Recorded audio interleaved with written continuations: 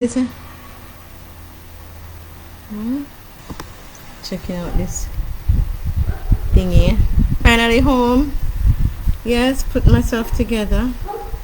Doing my baking. Yeah, just come off of the road. Yes, what's going on? Why you Santa today? Well, it's Christmas week. Jesus is a coming and the goose is getting fat. Please put some penny in the old man's hat. Yeah? That's the song we're singing. Christmas is coming and the goose is getting fat. Please put a penny in the old man's hat.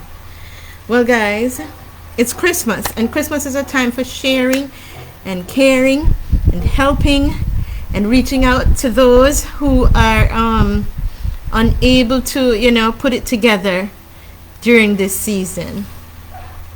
Yes, guys, so here I am. Wait, let me get my phone. Put my lights on. Put my phone's a little closer to me. Here I am. So, going out today, since it's Christmas week, we humans have to be, yes, we're the ones that build a vibe, because the world can't do it on its own. And as we watch the movie, which was a movie that I watched, that the gentleman recommended, Leave the World Behind, and they're so caught up in it to say this is where we're heading for the future. Oh gosh, it was so sad. It was scary to me, to know that our world is gonna might reach that stage one of those days, but we don't know how soon or how long it might be. So while we're here, we make the best of our world while we're in it, because we're the humans, we're the super beings, we're the ones that make the changes, that implement whatever is happening. Is we doing it. So we have to keep up with the times. The new generation is what we have to educate and put together in knowing how to continue taking care of things, even if we're gone or if we get old and cannot do it for ourselves, but we're still in existence. In order for our sufferation to not be so great, then we pass on knowledge and education to our the new generation, so that they can continue to take care of the place, and that we who are living in it do not suffer too much. It works out for us as well. But currently, me and my new generation, them not on peace, because too much sensitive issues. We don't know what it is, but they have their own strategy. Well, we have our own strategy. So what the subliminal message I got from the movie is that the new generation will figure it out and get it put together, because you saw at the end, I saw at the end where it was the youngest one in the whole family found safety, found survival, and found a place where she needed to be safe for the next world to come. So we don't know what had happened to the ones who were out there searching for her out there. It was so scary to see what was happening to them, but she found safety, and she was putting herself together on her own. So therefore, up to the movies are teaching us about the new generation that is to come. And then in addition, I remember weekend gone this Saturday, watching the Tom and Jerry. I was sharing with some in church and some other persons that I encountered during my everyday life, that the Tom and Jerry is so new generation. Because back in our days when we watched Tom and Jerry, it was more of Tom chasing Jerry around the place. Other adults say, but they understood it differently. I said, well, everybody is gonna be exposed to certain knowledge, but it's how do you understand it? It's just like in a classroom. You might have 50 kids in a classroom, and the 50 of them is learning something different from what the teacher intended for them to learn. So the Tom and Jerry that was showed had me laughing to tears, because it was just so obvious that because the robotics are coming in, the new technologies are coming in, it's like humans become so obsolete. And Tom and Jerry portrayed the human, the animals, you know, and to see how they had to cope with the robot that came to take up their space, their resident with Granny, after Granny threw them out saying they're non-effective in securing the house and taking care of things, and took the robot. They had to figure out how to manage the robot, what to do with the robot, to, you know, let Granny remember that they are important too, and they can do a good job like the robot, or they won't malfunction like the robot. So it was a cartoon to watch for adults too, because some of our adults in the church are like, no, we don't want to watch cartoon. I say, if you don't know what's a new generation cartoon, is a new generation taking over. They're the ones learning it, and the messages are going out to them. So they're the ones that is learning to come utilize it on us. So not because it's cartoon. I remember when we were growing our kids, because back in those days, you know, we had to keep an eye on our children and what they were watching on TV. We ended up had to be watching the cartoons too, especially if we weren't so, you know, wealthy, where everybody had their own TV and them own this, to just say, okay, you watch that while we watch that. I mean, back in the days when I was growing my kids, sometimes we were sharing TV. Sometimes if you travel, you know, one hotel room, everybody into the same room, we have to share the TV. So you end up watching the cartoons that the children are watching. And so you will get to learn the message from there with your kids. But nowadays, the kids have their own room. Sometimes the kids have their own television, or if the parents have their own room with their TV. In the hall, you have the kids and their TV. And then they now can watch whatever channel, so the parents don't really pay attention to the cartoons going on and not realizing.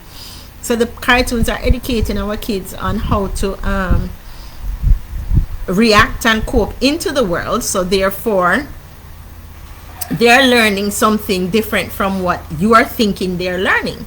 So it's good to still participate in even watching some of the episodes that your kids watch, and help to, you know, learn what they are learning, because even behind your back they're gonna watch it. So like how this Christmas is coming on, this is an opportunity to pay attention to your kids and to see what they're going on. Well, me now pay attention to my kids. Me and my kids are on bad term.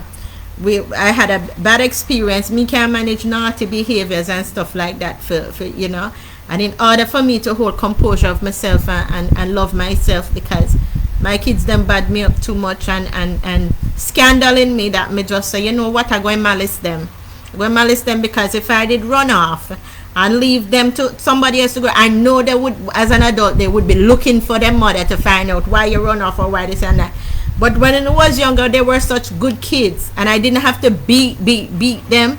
All I just do is talk to them. I know the phase soon pass, them soon get big and soon reach that stage. So I enjoyed them as a kid. As they were kids, because I participated getting tongue-tied. I participated in activities with them all the time, and I was very active in tutoring them and educating them. So when they reach a stage of, you know, according to them, I wasn't a good mother to them, and I was a bad mother, and all them kind of stories, and them going to be rude to me or whatever, and I am worthless and I am this and that. Yes, you're hurting my feelings. Yes, I know I am who I am. So whether my kids think I am worthless mother or whatever, yeah, it's true. Maybe me worthless for true, because I should have left and go find me elsewhere, like what most parents do, and their children love them, you know. So maybe that was what I should have done. But I thought sacrificing me to grow them, to be there for them as much as possible, and limiting my ability to, reach out to gain much in life, I am still appreciative of where I am and the accomplishment I've made, because growing two kids single-handedly and educating yourself, getting your degree. Remember, I am working as a minimal income and volunteering my time as well, and doing my self-employment, my flexibility of earning independently. So therefore, you had a lot of time tied up into, earning to give your kids a good life, right? And for them to not see that and not recognize that I had put out a lot of effort to, grow them, when I could have just said, throw up their hands in the air, give up, and disappeared, like some parents do, some people do, and do the barrel children situation, or don't even do that, But I'm still happy that I'm here to even continue what I have started when I had them. So I won't put them on my head to distract my focus. I will just continue to do my studies and my work, and build up build back up my confidence to say that I am a capable person of taking care of myself and my kids if they want, But at the rate they're going, they're like they don't need me, and I need to go find myself. So I let that go. So me malice them. In addition, all the issues that they have, especially my daughter with this, the fat issue. Hello, my neighbor, she was big and fat. I mean, fatter than anybody I've seen in recent. And that was like 2 years ago. If you ever see how the girl slim and sexy now. And I mean, maybe, she has been working on herself. Maybe the persons who are communicating with her have helped her to come to the realization and say, oh girl, you need to start trying to lose some weight, right? So if you're afraid to talk about your issues, if it's a weight problem you're having, how are you gonna fix it? You understand? And I'm sure the girl didn't just come up with that motivation. She have to have a team of person in support of her, motivating her, because people don't just get more self-motivated to lose weight on their own. Because the reason why they gain so much weight, it's because of losing control of their eating habits. Because when you get depressed, if you get, let's see who is said it, what is that? What's that? Joy to the world, jingle bell. Thanks, Lisa, for your jingle bell. Lisa Bell, you're a bella girl, right? So I'm just saying, thinking about those who are, into the weight loss thing, because maybe they're obese, maybe they're fat, and then you can't use the word to describe that. Yes, it's you can use other words like fluffy diva, or something, pretty it up or whatever. But in truth, I didn't come out and just say that you're big and fat or whatever. No. I see where, as I was sharing with my people who inquired, because my Jamaican people love to know that, what is happening with each other. They love to know that, they have people that they can communicate with and understand them and share info. So as they were sharing, how are you doing, Chrissy? And it's nice to see you for the Christmas and see that you're well. And, I hope that everybody else is all right and whatever. But, and how is everybody else? So, and sharing and stuff on the issue. I'm like, well, with my daughter and her granddaughter, and my granddaughter visit from last month, I'm like, if for instance the child is portraying a behavior of confusion, then it is my duty as a grandmother to clarify, because I'm an educator, I'm a counselor, I'm a guidance counselor. That's what I studied at university, tertiary level education, and I have been participating in those kind of wellness educational activities for the past 20-30 years with my dancing and creative activities and volunteering and counseling. So therefore, you have a little child 7 years old. That's not hard to teach. That's not like if not teenager. Teenager is hard, especially a rebellious teenager who doesn't want to learn. You know, a 7-year-old, that's a baby. So therefore, you have to, you know, find fun ways to educate and use realistic examples to teach the child, if the child wants to learn, or if you see the child demonstrating some symptoms of, you know, confusion, not understanding certain concepts in everyday life or whatever. Yes, guys, remember, I have a certificate in child psychology as well. So therefore, I understand the human development process and children development. So therefore, child is at 7, concrete stage of development. So therefore, she's supposed to understand the concept of fat and skinny.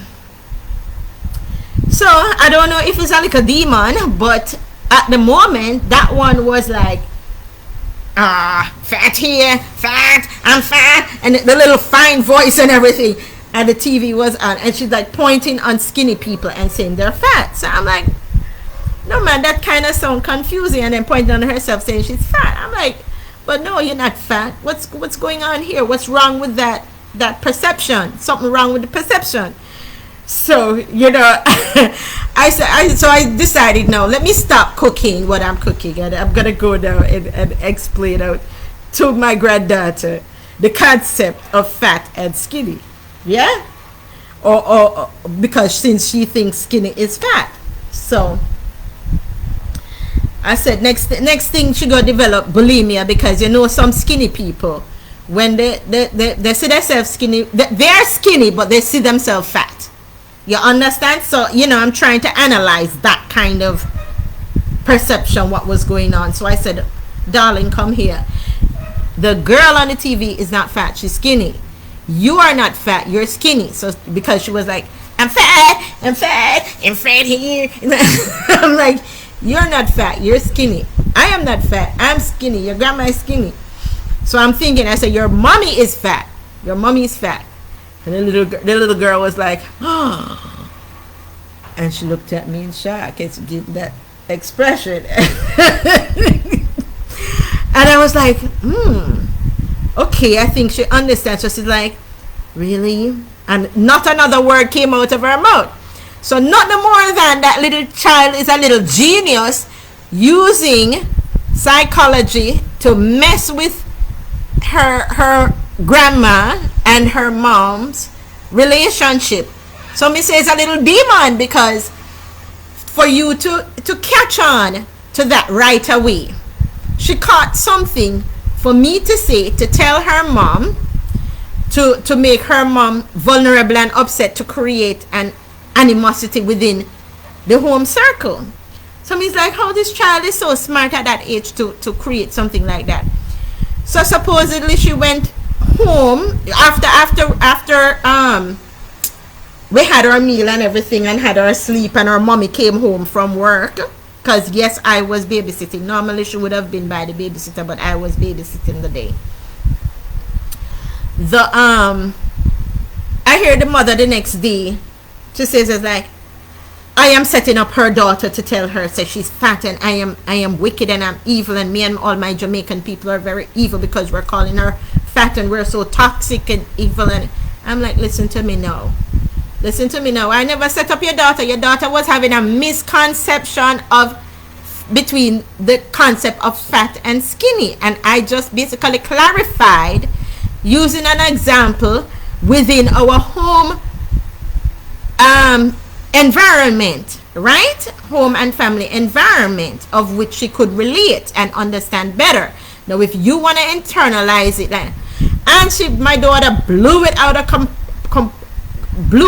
proportion and escalated and reached point where she's saying I box her up all the time as a child, and I beat.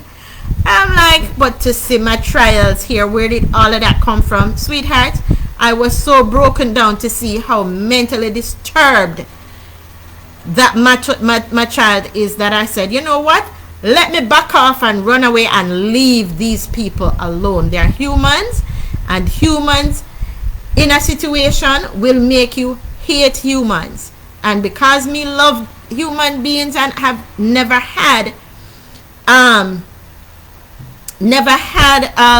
a problem with my human in my environment when I am trying to be nice, unless it's somebody with a mental issue, then I can understand. So therefore I will say she either have a mental issue still going on with her that needs clarifying, because there's no way you can feel that your mother who grew you is your enemy, is trying to hurt you, is trying to find a way to do that. There's no and is me grow you from birth till into adulthood with good and proper education and ability to go all the way over first world country to organize and set up yourself successfully.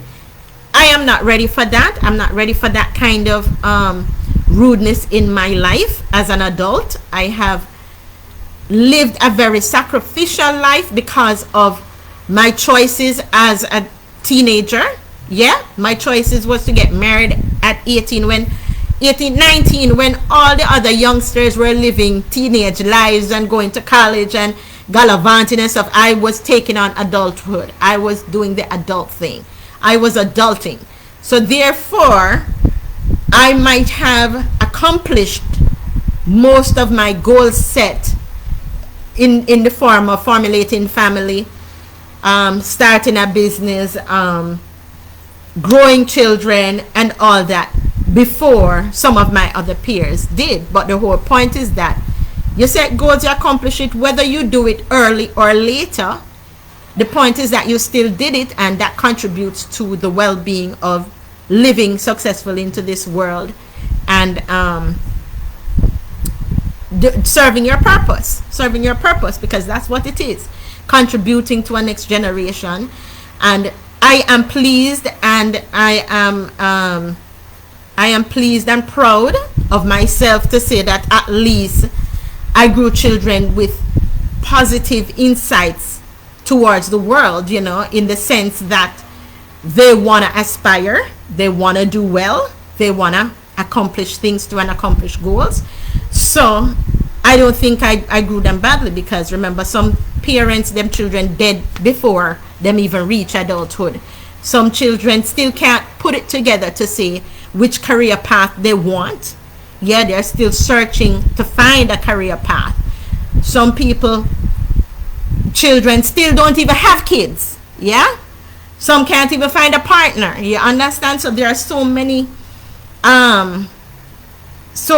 accomplishments to do in the life given, and I can say my kids have, you know, participated or have started at least one of them. Yeah, because when you become an adult, there has to be at least one activity of levity that you have chosen to start participate in, because we're growing, and as we're growing, and it's like a journey through life. So you journey with whatever choice you make, whether it's child rearing, whether it's marriage, whether it's business growth, whether it's educational, you know, it has to be something, whether it's you know, trying to put your family together, your home life together, or whatever, you're working towards that. Yeah, so I am just saying, you know, how can you help an issue or help someone with an issue that they're having without bringing up the issue, without talking about it? You cannot solve a problem without addressing it. Yeah, you cannot fix things if you're scared to even talk about it. Yeah, it will get bigger. It's like a cut. You cannot heal if you don't dress it. Yeah, and if you want it to heal by itself, you can't keep like if you get a cut and you're gonna keep pouring filth on it, dirt and water, and, into a raw cut. You're feeding the cut. No. In order to make the cut heal, you have to clean it up, you have to fix it up, you have to dry it, and then you work on it. Yeah? So how are you gonna fix that if you don't even know that you have a cut? Yeah? If you don't say, hello, I have a cut here, and I'm trying not to put no more dirt on it, I'm trying not to put no more water on it or anything, because it needs to heal. Yeah? So it's the same thing when you're having a personality or a relationship problem. You cannot keep adding dirt and filth to it and water and feed it. Yeah, you're having a relationship problem. You need to know, okay, let me stop for a while, take myself away from it, because everybody's like, Chrissy, what kind of technique is that? Oh, you must balance your kids. Oh, you must disappear. I said, listen to me, I'm me study counseling. I have several coping mechanisms of which I have to apply to certain situations and scenarios, right? And when you're having a scenario with total confusion, sometimes you have to take a timeout. It named timeout. You remove yourself from that situation. You take yourself away and you do something else. It's changing the direction of which you were heading, because if you keep pushing yourself into it, as I said, it's a cut. And if you keep adding dirt to it, if you keep adding water to it, feeding it, it's going to become a bigger sore. It's going to become a bigger sore. So the strategy to fix and to heal anything that I find that works for me is to step back. Take time out. Take a different avenue. Take a different channel. Go a different way. Instead of keep putting yourself into the same situation, remove yourself and find something else to do constructive. And that is how you can mend something that has been damaged. I have seen it work for years for me, and I don't see nothing wrong with it. Some people, keep shoving into it and wonder why it keeps resisting and resisting. Because it's like human beings. That's how we are as human beings. When it's like somebody's coming at you, what do? You resist, or you start fighting back to survive. Because when they're coming at you with whatever negativity and you're backing up, your back is up against the wall, so it's like you're stuck. Yeah, you're either, let me try explain it clearly. You see, when I'm doing the work, it's doing the work, but when you're talking about it, it's like you have to find the right words to communicate it, right? So therefore, I'm thinking it's like you're back up against the wall, so it's like you're stuck. So therefore, in order to get that release, you're gonna either start fighting back and so the person can ease up. Yeah, so you're gonna fight back. When you're fighting back, the person will back off because you're giving them some good punches too. You're not gonna just lead up against the wall and just take all them hits and play dead, roll over and play dead like some people do. No, you're up against the wall, so then you start fighting back. Fighting back would mean with what would you say now? You have a team of people sometimes that helps you out. You have words and stories that you can relate to, that can be your backup. Yeah, so that's fighting back. So it doesn't necessarily, fighting back doesn't necessarily have to be in physical form where you're slapping and scratching, and you understand. You can fight back psychologically, because if your back is up against the wall and they're coming at you, therefore you have your story, you have your truth. So therefore you throw that back at them, and then they start backing up, because they know that for that to be there, present, it has to have existed somewhere along the line. And for it to have existed somewhere along the line, you would not have to have throw that back out at the person to show them say something is wrong with them coming at you, because you wouldn't have that. It's something that has been done all the time, so I had to give them back that to show them, so okay, you did that, so I'm gonna give you that, so that will make you back off. Yeah, because you're gonna now start thinking and saying, wait, that is what was happening back then to her that we were doing. Okay, so I give you that, so that gives you a reason to back off and start thinking. You know, in return, instead of keep going at them, you find an avenue where you now can divert your energies to. So you're gonna go elsewhere. Like, instead of going back into them, seeing that they're angry, trying to hurt you, trying to destroy you, trying to push you up against the wall where you have nowhere else to go, you have to find a way to remove yourself. So in order to remove yourself from that stick up, you throw back in your memories, you know, of what have always transpired, why they feel that insecure with you, why they feel that they should always pull you up against the wall, or, you know, do things like that. So let's see what Lisa wrote. Lisa Bell, it's so true. You're listening in, girl. Oh boy, yeah. So I'm just saying, when you put back out from your memories of your experience of what have brought you to where you are today, then knowing that they're at that place and they're ready to gang you at any time, then you remove yourself. Because each time you remove yourself from a certain situation with certain people, you notice they always keep coming back around, especially if they see where you did not lay down and play dead. Yeah, if you lay down and play dead, it's like a lion. They say when the lion come at you, you lay down and play dead, and him walk off and say, no, me no want her again. But you see, once you're up and about and doing things, the lion is going to come and want to attack you, because if you, oh, you're alive, you're kicking or whatever, I'm going to attack you, right? So it's something like that.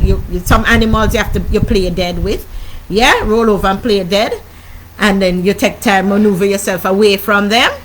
Or some animals, you just have to fight back at them, and then you maneuver yourself away from them, so that they can understand that you're not gonna just sit there and watch them beat up on you till, you know, you lose all self-confidence, because people will do that. Some people will do that. They will beat up on you until you lose all your self-confidence. Some of them end up in the mental institution and cannot even come back out, and some even commit suicide. And then these same human beings act as if they did not do anything to contribute to you taking your life, or wanting to take your life, or, you know, hating on people, or is so upset with the people. You know, they wonder, why are you so angry? You know, when they're the ones that are doing things to anger you. You understand? But you have to be the stronger one. You know, that's what strong is about. Strength is about. Being strong is about. In order to be strong, you have to, when people coming at you to weaken you, to make you vulnerable, you have to find solutions and find a way to strong up. How do you remove yourself from people who are playing on your self-esteem and playing on your self-confidence? You have to figure out a way. You have to make a plan. There's no solution to being exactly, Lisa. There's no solution in being in a situation with people beating on your self-confidence and you sit there and still take it. You have to rise above it. You have to say, you know, okay, so just like how my child would say, I can't waiting to see my family destroy me, that I have to run away. I'm gonna run away to America because they're gonna remove my things that I have worked hard to build for myself here in Jamaica. I would like to see how you do that, because that's why there's a court system, yeah, to help you legally fight your battles when you know you have invested into a country, invested into a company, invested into your home, invested into your livelihood, and then other people are coming to swipe it away from you. You have to know how to protect yourself. You can't just lay there and just roll over and play dead. And if you was to do that, yeah, that is because you have not invested anything into where you are, and that is why you feel it is, not worth it. But if you've worked all your life, remember, as I said to them, I don't work anywhere else but within my family circle, within my mom. Most of my other work with other people is part-time, yeah, or voluntarily. But all my life, it has always been with my mom in family business, doing contracts for her, doing, other odd jobs for her, or in me doing my self-employment. So if I am self-employed and doing my self-employed work, of creating my own business and whatever, how comes they're gonna come now to try and destroy me, so that I am going to have to run away like what my sister do, or my cousin do, or my daughter does? That means they did not invest into themselves in Jamaica as much as they feel that they could or they should. Because in life, there's no way you can be working. Let me turn on back my flashlight. Oops. Light is down. There's no way you can be working for, you're this old, you're working all your life. Yeah? Remember, some me never go to university, from my parents' pocket. Right? From my finish high school, I had to work and send myself to college. Yeah? So therefore, that is like basically 30-40 years ago. Yeah? And if I have been working all those time, because during those years I had kids, so I had to grow them, I had to put in my share, because according to them, I chose to bring them come. It wasn't accident. I got married when I had my kids. So therefore, it was my choice to say, okay, I think I'm going to do the right thing by being there to grow them, because I see where I had mother and father growing me. And I believe I turned out good. According to them, it turned out bad because I'm so badass and I bad up everybody and I'm this and I'm that and whatever. I'm like, well, it could have been another way where I turn criminal, I shoot people, I rob people, I broke people's house, and I, take set on people. I could have chosen that route, and I did not. So therefore, I like the route that I chose, where I'm helping people. I was on the road whole week and last week doing voluntary time with people that, for this Christmas season, trying to make, bring joy to the world, or, to certain people. I wouldn't say bringing joy to the world, because I'm not God and I'm not Santa for real. But that's just the season that we're in. And when I hear certain situations with my friends and people that I know around, I see where I look for what would I say now, avenues of which I can contribute back to their well-being that won't be too tedious for me, something that I can easily do due to my education and my knowledge and my experience over the years of how to help them and make their life even better, because that's what we're all here for. We're here for each other, yeah, to make it better. So I even invited, friends over for Christmas and stuff, not saying I am good. I am no good, it's not like I am wealthy with all this Christmas thing, but I am the one that makes the Christmas happen in my home most of the time. I'm the one setting up the Christmas tree, cooking the Christmas dinner and decorating the tables and doing all these fun things. And I'm like, well, what big deal to invite one more person over to join in my Christmas with me? If it wasn't this person, it maybe would have been some other person. So that's what Christmas is about: sharing, giving, and caring, and I'm glad that I was able to can do that for somebody else for this season. Every season there's normally some kind of activity or someone or some people that I adopt, according to some of my family members. Me love adopt people. Me love take them up.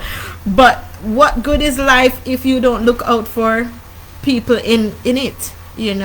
One life to live, and God made so many of us in it. So why not just, live it and share and do the best that you can do. It's no fun when you one in it and you one just doing your thing. That's boring to me.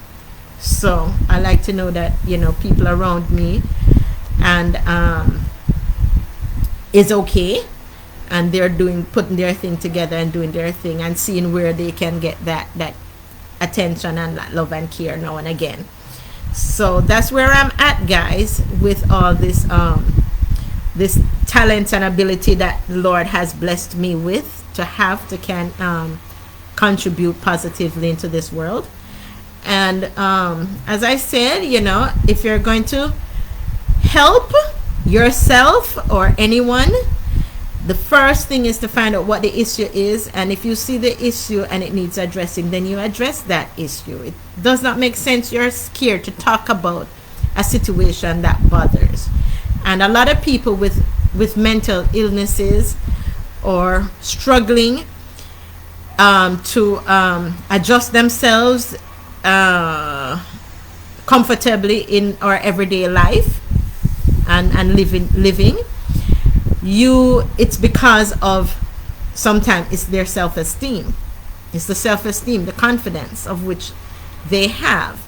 And your self-esteem comes about because you're validating your life from how other people see you, or how you expect other people to see you, and even believe how other people should treat you.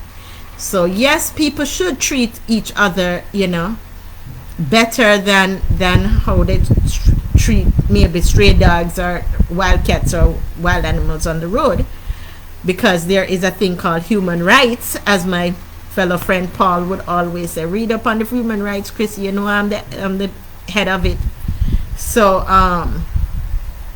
as I said, we have to approach people with that same issue, starting from self-confidence point of view. Their ego is crushed. They feel that they are not beautiful. They feel that they are not loved. They feel that they're a bother, and it's not that really. It's that each person have their issues, and for them to take up all their energies to shower a person who is craving more attention and love to validate themselves and their self-confidence, then you're burning people out. You practically will be burning me out if I was to have to hover over you 24/7 to tell you, oh, you're adorable, oh, you're so pretty, and all the time I have to be come on, we're adults here, we have life to live. And same way how you need that, I need that. So sitting here bellowing that out and life still goes on and other things has to be done, it becomes useless. If you say it one or two times, then that should be good enough as an adult.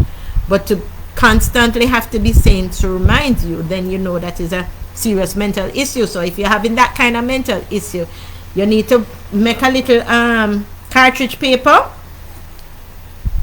Make a little cartridge paper with a big marker on it and write, you're beautiful, I love you, everybody loves you. Yeah, because yes, everybody loves you because you're human. Yeah, what some people don't like is a behavior. And remember, we can't change behaviors, and if we can't change behaviors, then that is where separation comes in. That does not mean they don't love you. It just means that they don't like that behavior. You can't force a person to love you, because we have choices. In the same way how some men love some women and the woman don't love them, same way how some woman loves a man and the man does not love them. Yeah? What you gonna do? Can't beat up on yourself for that. You just have to say, okay, let me continue maneuvering around, and I might run into somebody who I can love and who will love me too, and it's nice to know when you can find love. I found love. Right? 1,000 kisses from you, it's never too much, right? So it's good when you can find somebody who loves you and to share your time with you and to, make you feel validated that you are adorable. But it's just, I think it's just the issues of self-confidence that wears people down, why most of the time they mentally react inappropriately. So that's the area to start from in self-healing. So guys, I think I talk enough to you guys. I've given you a good 45 minutes rambling and chatting, and it's nice that you're sharing, Lisa, Belle. I hope you're having a wonderful holiday season, and cousin Paul is okay too, and you guys are, making the best of the holidays, because it's very stiff at the moment in Jamaica. It's very like at a standstill. But as I share with my people, it is we the human beings who makes the things happen, who makes the fun come, who makes the joy comes about. So as we Jamaican talk goes, turn your hand, make fashion. So we're gonna turn we hand, make fashion, and do the best that we can do. We females are the decorators mostly, and the ones having the family together, the cooks, and doing the joyful a lot.